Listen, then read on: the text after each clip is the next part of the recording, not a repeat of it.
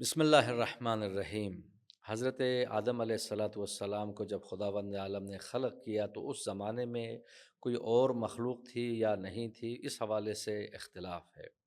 بعض روایات سے پتہ چلتا ہے کہ آدم علیہ والسلام سے پہلے ایک مخلوق تھی جسے روایات میں نسناس کہا گیا ہے، اگرچہ نسناس کا ذکر قرآن مجید میں نہیں ہے، لیکن بعض روایات میں ہے کہ حضرت آدم علیہ والسلام سے پہلے ایک مخلوق تھی جس کا نام نسناس ہے۔ بعض نے کہا نسناس سے مراد ایک مخلوق تھی جو بندر کی شکل میں، بعض نے کہا نہیں، وہ انسان کی شکل میں ہی ایک مخلوق تھی، لیکن کچھ خصوصیات آدم والی یعنی انسانوں میں جو خصوصیات پائی جاتی ہیں وہ نسناس میں نہیں تھی۔ نسناس کا ذکر نہج البلاغہ میں ہے۔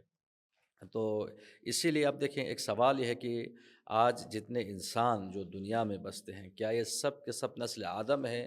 تو مشہور یہی ہے کہ دنیا میں جتنے بھی انسان بستے ہیں، یعنی 7 ارب کی جو آبادی ہے، یہ آدم کی اولاد ہے۔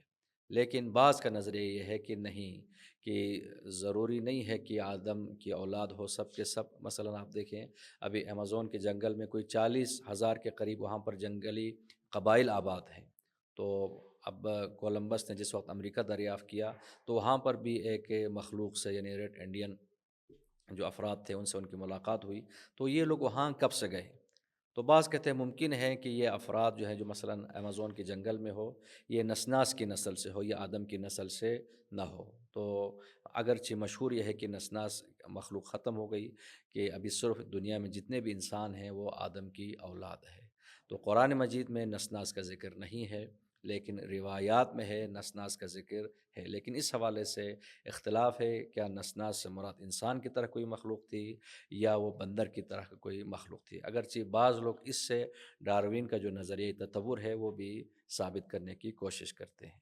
تو لہٰذا ایسے مسائل ہمارے عقائد میں شامل نہیں ہیں، لیکن اگر ان کے بارے میں معلومات ہو تو بہتر ہے۔